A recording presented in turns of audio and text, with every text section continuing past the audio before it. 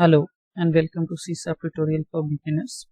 I am Ajit Srivastava and this is part 20 where we will be discussing about access modifier in CSAP. So basically in this session we will be seeing what is access modifier, what are different types of access modifier, and then we'll see a sample program using those access modifier. So what is access modifier? So you can say access modifier is used to specify access level or visibility of certain class, field, properties and methods. So currently you may not understand what is properties. We'll cover this properties in our next session, but for now you simply understand that access modifier is basically used to specify the access level or visibility of certain classes. Fields is nothing but your data member. Properties for now you understand them as a data member itself, and methods. Okay, you can categorize access modifier into 6 different categories: public, private, protected, internal, protected internal, private, protected.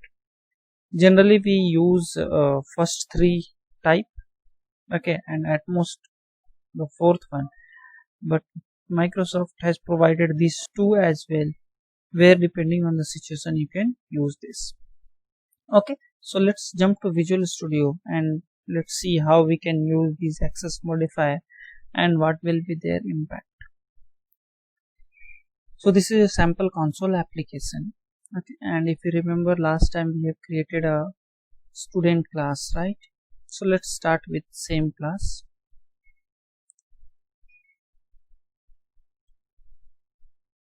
And that time we had data member as string, first name, string, last, right? And we had a function which was returning the full name.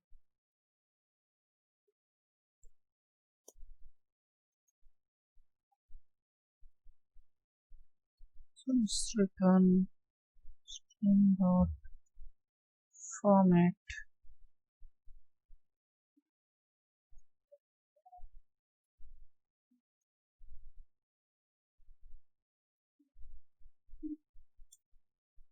So this is the simple program earlier we had, right? And here what we are doing is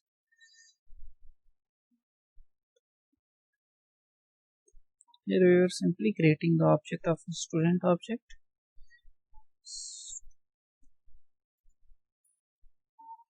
Student equals new string, remember like this, right?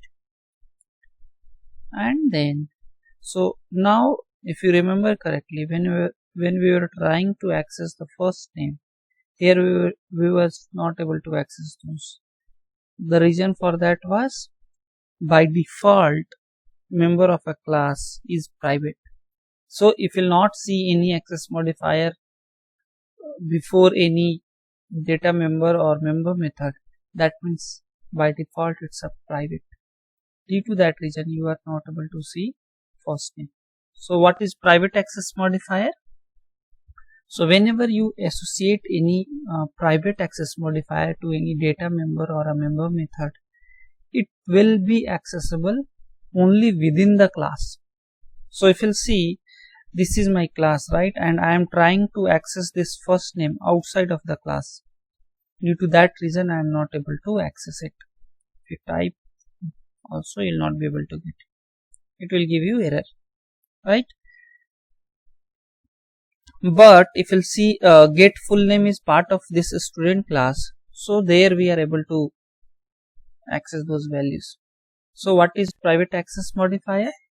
Private access modifier when associates with any data member or any member method, then those data member or member method will be accessible only within the class, okay, and by default access modifier within the class will be private. Okay, so let's say I'm removing the public from this method as well, and now if you'll try to access it, you'll not be able to access it. because these are by default private. Okay, so it's up to you. If you want to specify, you can specify that, so it's remain the same. Private and private. You can see here. Now if you'll see first name, still it's same, right? So you got it, right? By default, all the data member or member method will be private. Okay, and private data member or member method will not be accessible outside the class. It will be only accessible within the class. Next one comes as public. So public data member or member method will be accessible from anywhere. Okay, so you can see now we are able to get those, right?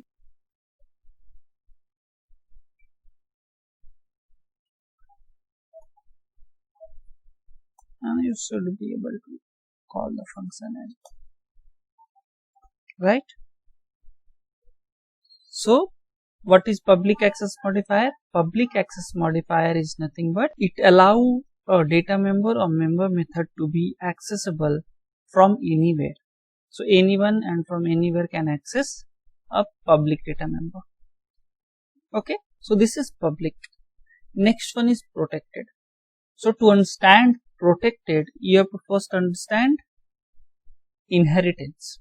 Okay, so inheritance will be covering in our next video sessions. So for now, you simply understand what is public. Public will be accessible from anywhere. What is private? Private will be accessible only within the class. Okay, and what is protected? Protected will be accessible only within the class, and it will be accessible to a class which is inheriting this current class. Okay, so we will discuss this inheritance, what it is and how it is useful and all those things. But for now, you simply understand protected will be only useful in inheritance. Okay, so protected member will be accessible only within the class and the class which is inheriting the current class. Okay, in which actual member is defined. So for now, you simply understand the definition. The use case we will be seeing in next video sessions. Okay, next one is internal. So internal is basically accessible anywhere within a assembly. What is assembly? If you come to this project, if you come to reference, what all the DLL that you are seeing. So just right click, properties. If you'll see its name, path, all are DLL, right? So these DLL we call as assembly. So currently we are, this console application we are creating as a exe. That means you can directly execute it. You can create them as a DLL as well. So what is DLL? DLL, what you can do is you can import in your project and you can use its own functionality. So the only difference between DLL and exe is exe you can directly run, but a DLL or assembly you cannot directly run it. You have to import them in one of the exe, and then you can utilize its function and what all the capability that assembly is having. We'll have a separate session for this as well, but for now you understand internal data members or internal member will be accessible only within the class as well as outside of the class, but limited within the assembly. Okay, with combination of these four, we have protected internal and private protected. So let's see what is protected internal. So protected internal is accessible within its own assembly, so it is kind of internal, and from the class which is inheriting current class in other assembly. So protected internal is internal only. The additional things that we are adding here is if a class in another assembly is inheriting my current class, then this member will be accessible there. Okay, let's jump to Microsoft Whiteboard and then we'll see what is happening. So what I was trying to say is, let's say you have one assembly, right? Let's say its name is A1. Okay, and within that you have a class class 1, right? So within this class 1, let's say I have a variable 1. So let's say var1 is my one variable which is nothing but defined as protected internal, right? Now let's say we have another assembly, let's say assembly 2, and we have class 2. Okay, so within this assembly we cannot access var1 because it is protected internal, and protected internal will be accessible either only in this assembly, anywhere in this assembly, or in other assembly only when if that class is inheriting from class 1. So if let's say if it is inheriting from class 1, then this variable member will be accessible here. So just remember the definition, don't worry about inheritance, assembly and all those things. We'll have those understanding in our future sessions, but for now simply understand if there is one assembly and that it will have multiple classes and some functionality it will have. Multiple classes, each class will have exposed some methods and all. Okay, any protected internal member will be accessible within the entire assembly. Okay, and it will not be accessible other than this assembly if the class which is trying to use this variable is not inheriting from class 1. Okay, so A2 is my another assembly, and within that we have a class 2 which is inheriting class 1, then it can access variable 1. Okay, so this is your protected internal. Okay, now let's come to private protected.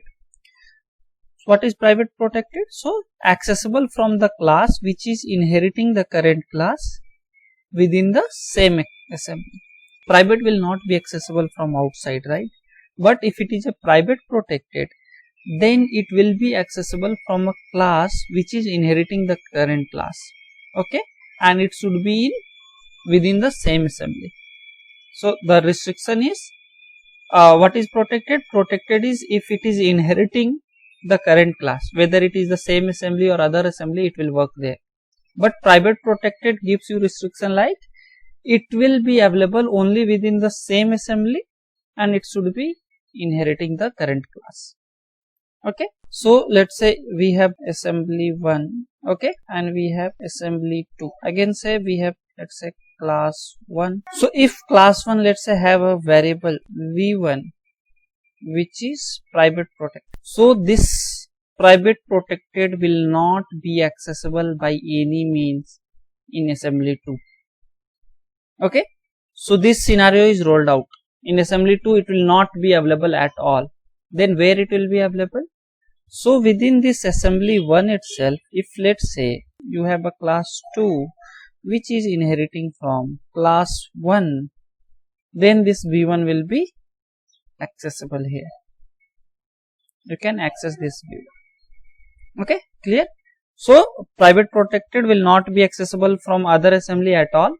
Within the same assembly, if certain class is inheriting that particular class, then those members will be available in that class.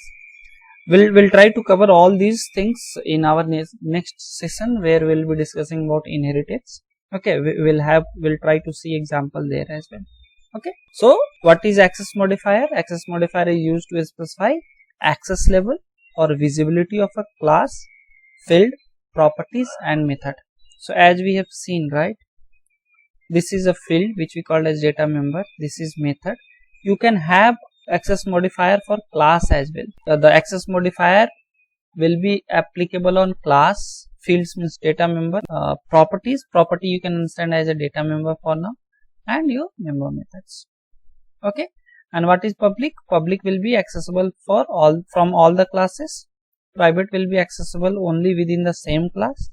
Protected will be accessible within the same class as well as the class which is inheriting it. Internal will be accessible only within the assembly, within the same assembly I mean to say, and not from other assembly.